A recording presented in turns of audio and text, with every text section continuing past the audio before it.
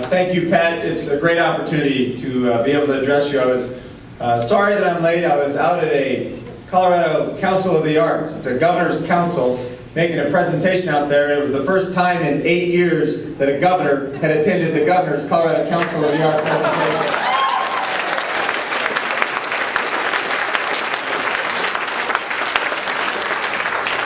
Go figure. Listen, we just concluded the session, and Pat and I were in Grand Junction on Saturday night. I was in Durango the Saturday before that. We are taking word from Denver out to talk a little bit about what went on in this session, and I'm just going to be really brief because I assume you've heard some. But for us as a state to become a leader in renewable energy was something that we said at the beginning of the session we wanted to do by the end, and we were able to accomplish it.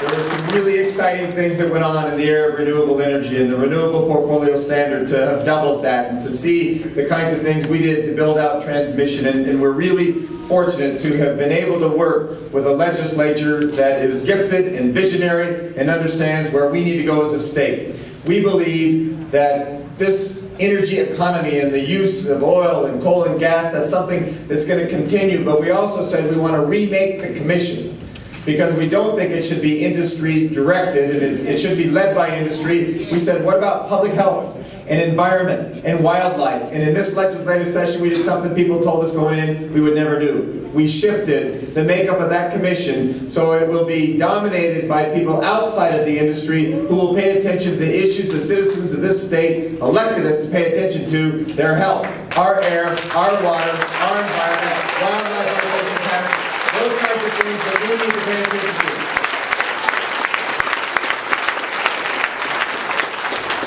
to. We did a lot of really good things. We did a lot of good things for healthcare, good things for working people. Tomorrow on my desk I'm going to sign a bill that says if you're in a workman's comp case and you want to go outside your single doctor, you're going to get a second doctor of choice within our workman's comp case. That's a great thing that we did for working people.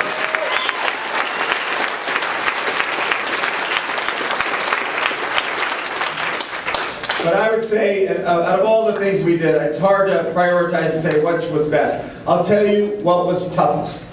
And because it was toughest, maybe it was best. And I had the partnership of the people behind me from the House of Representatives and our State Treasurer, Kerry Kennedy. And let me just explain this a little bit to say, when we came in, we understood there was a problem coming in 2010, 2011. No one in the prior administration had ever named the problem. It's a fiscal problem, and it involved K-12 funding and how it would eat up other things if we didn't fix this problem that had to do with the local share versus the state share. Kerry Kennedy, actually our state treasurer, was the very first person who ever explained in any detail what the issue was back when I was campaigning. So we came in and we said, we're going to need to fix it. Now this is a political issue, dicey, because it involves property taxes. There's a lot of people in that building that said, don't take this on. But the people standing behind me, and a lot more like them, looked me in the eye and said, we know this is tough, but it's the right thing to do, and because it's the right thing to do, and because I know it's going to be politically dicey, I'm telling you, I'm with you, I'm on board, and that's why we as Democrats have the majority and have the governor's chair, because these people have the political courage to take on big issues and to say we were hired to fix big issues in this state. That's what the people of the state want us to do, and we were hired to do just that, fix problems, and we don't care. We don't care. We'll go out and we'll make our case to the people of this state. We don't care if it puts us at risk. We're not afraid of our shadow. We're not afraid of what might happen in 2008 because we believe we can go back and make a case to the people of the state that we did what they asked us to do. You should acknowledge and thank them and applaud them for their political courage.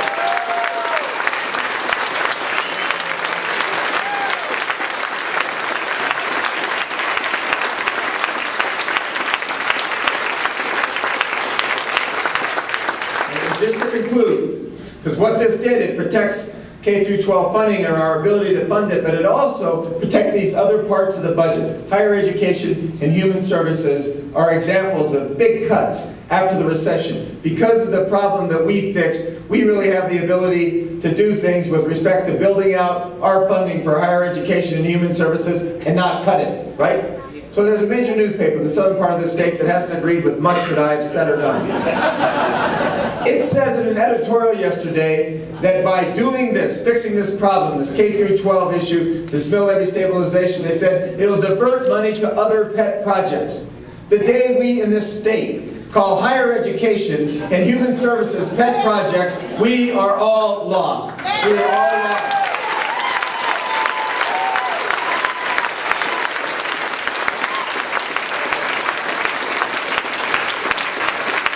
That's exactly the thing that we have to fight against. Right? That language on the other side that tries to pander to people who are concerned. We are fiscally responsible, and will continue to be fiscally responsible. But pandering to the extreme right by saying that it's a pet project that we would fund higher education. Or today, John Caldera saying that the group of people, including me and the people behind me, who worked on mill levy stabilization, John Caldera saying it was the equivalent of date rape. That's the most inflammatory, he said it was fiscal date rape. That's an inflammatory and an uncalled for thing, and it's why we need to spend every amount of energy and effort that we can in 2008 to take it to these people who look at issues like this and try and pander to the citizens of this state and say, it's not necessary. It was necessary. Necessary for us to do it. We'll make our case. We need your help in making it, and we need to say to them, it's inexcusable to speak about something like that in an area of using date rape as an analogy. It's inexcusable to call higher education a pet project. We believe in the things that make the people of this state better. And we're going to work on making the people of this state better.